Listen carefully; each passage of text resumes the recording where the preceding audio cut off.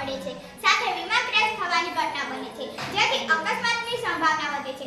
આ દરેક સમસ્યાના સમાધાન માટે અમે ડુંગરપર પ્રાથમિક શાળાએ આ કૃતિનું નિર્માણ કર્યું છે.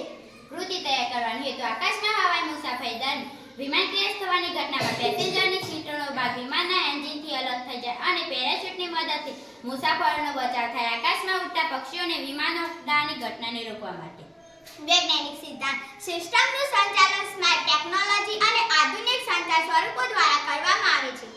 નજર ઉપર રાખો. કૃતિ બનાવવા માટે જરૂરી સાધન સામગ્રી: foam, sheet, leather, light, battery, motor, PVC pipe, switch, wire.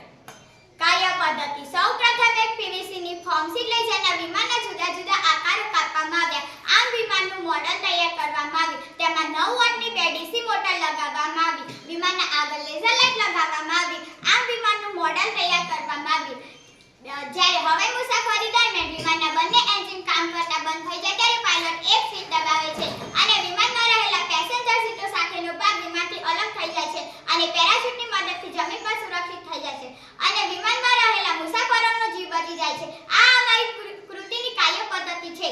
ઉપયોગિતા: અકસ્માત થતા સિસ્ટમ ઝડપી પ્રક્રિયાને કારણે તરત જ કાર્યરત થઈ જાય છે, જેથી યાત્રીઓની સુરક્ષા વધે છે. ઇમરજન્સી એક્ઝિટ ખોલવાની સહાયતાથી યાત્રીઓને બચાવવા મદદ કરે છે. આ ટેકનોલોજીની સહાયતાથી વિમાનમાં સુરક્ષા મજબૂત થાય છે. યાત્રીઓ સુરક્ષિત અને સલામતીભર્યું પરિવહન કરી શકે છે. સંદર્ભ: મારી તક શક્તિથી, યુટ્યુબના માધ્યમથી, ઇન્ટરનેટની મદદથી. પ્રોજેક્ટના વિચાર માર્ગદર્શક શિક્ષક પાસેથી મળી. સ્વવિચાર: કૃતિનો અંદાજિત ખર્ચ ₹250 હશે.